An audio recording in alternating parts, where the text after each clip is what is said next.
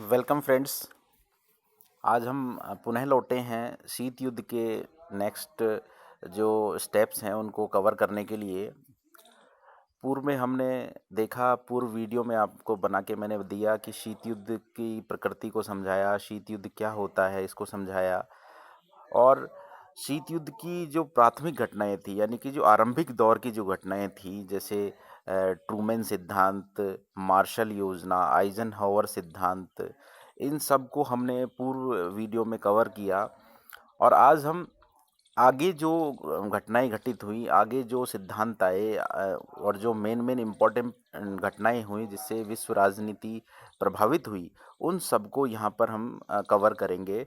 जिसके अंदर मुनरो सिद्धांत है, U2 विमान कांड है, अपना क्यूबा संकट है या क्यूबा घटना है, और हॉटलाइन एग्रीमेंट है। इन सबको हम इस टॉपिक में कवर करेंगे। तो फ्रेंड्स, स्टार्ट करते हैं अपने वीडियो को। तो हम देखेंगे सबसे पहला जो शीत युद्ध के टाइम पे जो आपने आइजनहावर सिद्धांत के बाद जो घटना घटित हुई वो थी मुनरो सिद्धांत। तो मुनरो सिद्धांत में हम देखेंगे कि अमेरिकी राष्ट्रपति जेम्स मुनरो ने यह सिद्धांत दिया कि यदि कोई राष्ट्र अमेरिकी महाद्वीप समूह या अमेरिकी गोलार्ध में अपना शासन स्थापित करने का प्रयत्न करेगा तो संयुक्त राज्य अमेरिका ऐसी कार्रवाई को अपनी स्वतंत्रता के लिए खतरा समझेगा। मतलब कोई भी देश अगर अमेरिकी गोलार्ध में किसी भी देश पर युद्ध करता है और अपना शासन स्थापित करने का प्रयत्न करता है, तो इस प्रकार के कृत्य को अमेरिका ने अपने ऊपर लेते हुए उसे अमेरिकी स्वतंत्रता पर संकट के रूप में देखा, और इसको वो अपने ऊपर समझेगा। और ऐसी स्थिति में अमेरिका उस जगह अपना हस्तक्षेप करेगा और स्वतंत्रता के लिए प्रयत्न करेगा। और यानी स्वतंत्रता संकट की घटना एक तरीके से हम देखते हैं कि जो मुनरो सिद्धांत था वो प्रत्यक्ष और अप्रत्यक्ष रूप से अमेरिकी गोलार्ध में होने वाली प्रत्येक घटना को अपने साथ जोड़ लेता है कि अगर किसी छोटे राष्ट्र पे या बड़े राष्ट्र पे जो अमेरिकी गोलार्ध में स्थित है या अमेरिकी महाद्वीप समूह में स्थित है, तो उसके ऊपर अगर कोई अन्य देश आक्रमण करता है तो उसको वो अपने ऊपर आक्रमण मानेगा और उसका वो प्रतिकार करेगा। तो ये थी मुनरो घोषणा जो मुनरो राष्ट्रपति जेम्स मुनरो ने की थी। और अगली जो घटना थी वो थी U2 विमान कांड। यानी कि जो शीत युद्ध था, कोल्ड वार था, कोल्ड वार के ड्यूरेशन में जो दो घटनाएं ऐसी थी, U2 विमान कांड और क्यूबा संकट। इन दो संकटों की वजह से विश्व तृतीय विश्व युद्ध की दहलीज पर आकर बिल्कुल खड़ा हो गया था कि कभी भी तीसरा विश्व युद्ध हो सकता था इन दो घटनाओं की वजह से। लेकिन ये हमारी खुशकिस्मती समझो कि वो युद्ध नहीं हो पाए और उसमें हम तीसरे विश्व युद्ध से बच गए। लेकिन इन घटनाओं की वजह से वो बिल्कुल उस दहलीज पे आकर हम खड़े हो गए थे। तो U2 विमान कांड क्या था? मई 1960 में अमेरिका का एक जासूसी विमान सोवियत संघ की सीमा में जासूसी करते हुए पकड़ा गया। यानी किसका विमान था? अमेरिका का विमान था। मई 1916 में 60 में सॉरी अमेरिका के एक जासूसी विमान सोवियत संघ की सीमाओं में जासूसी करते हुए पकड़ा गया। इस विमान से जासूसी का अनेक उपकरण और संयंत्र पकड़े गए। विमान चालक ने यह स्वीकार किया कि उसे सोवियत संघ के आकाश में सैन्य निरीक्षण और सैन्य अड्डों की सूचना प्राप्त करने के लिए भेजा गया था। और इस कांड से शीत युद्ध में तूफान आ गया था। सोवियत संघ ने इसका खूब प्रचार किया और अमेरिका को शांति भंग करने वाला बताया और कहा कि अगर अमेरिका इस प्रकार की घटनाएं आगे करता रहेगा तो युद्ध के लिए वो तैयार रहे। तो इस विमान का नाम U2 विमान था। इस वजह से इस घटना को भी U2 विमान कांड के रूप में जाना जाता है। घटना कब की है? मई 1960 की। अमेरिका का यह विमान था, कौन सा? U2 विमान कांड। और जो U2 विमान था वो कहाँ निगरानी करते हुए उसकी जासूसी करते हुए पकड़ा गया था? सोवियत संघ की सीमाओं में। तो और वो किसकी निगरानी करने के लिए आया था?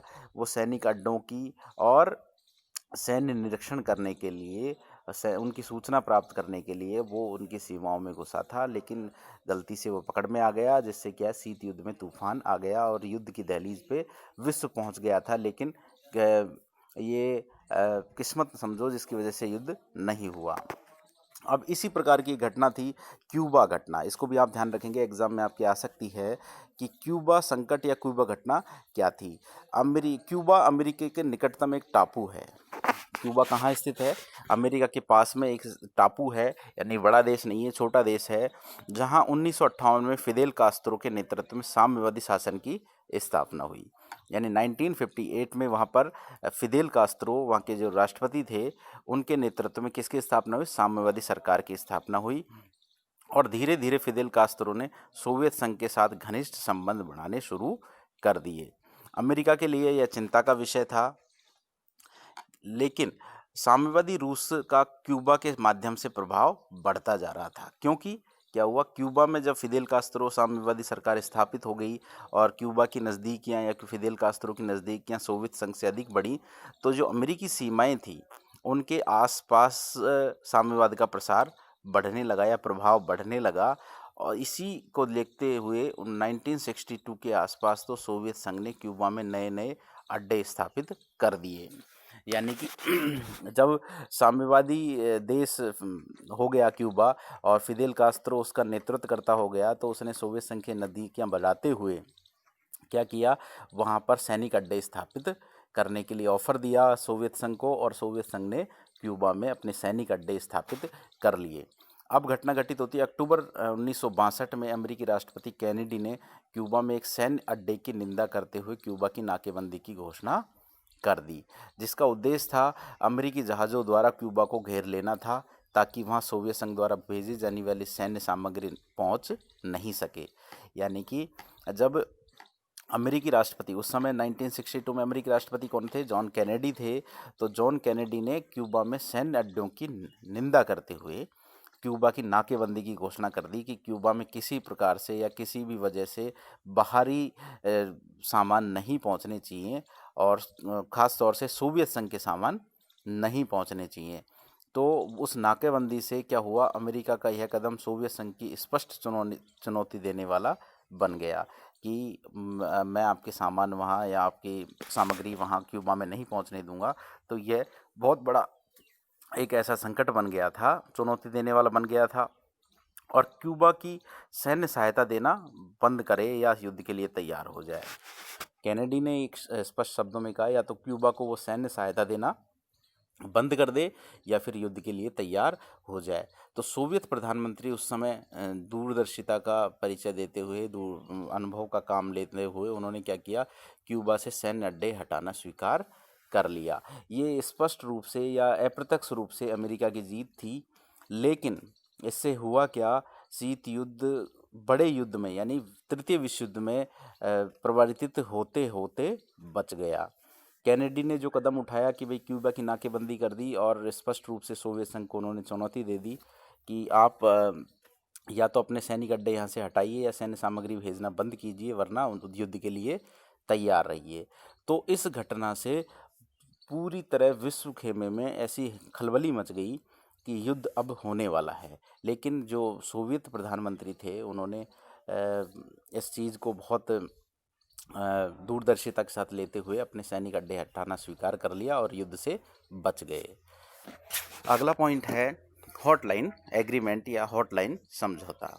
1963 में वाशिंगटन और क्रेमलिन में टेलीफोन और रेडियो का सीधा संपर्क स्थापित हुआ। इसे हॉटलाइन एग्रीमेंट कहते हैं, यानी कि सोवियत संघ और अमेरिका के बीच में, यानी सोवियत संघ के क्रेमलिन और अमेरिका के वाशिंगटन में इस तरीके से दोनों के बीच में सीधे टेलीफोन और रेडियो से संपर्क स्थापित हुआ, जिससे कि वो किसी भी चीज़ पर सीधे चर्चा कर सकें।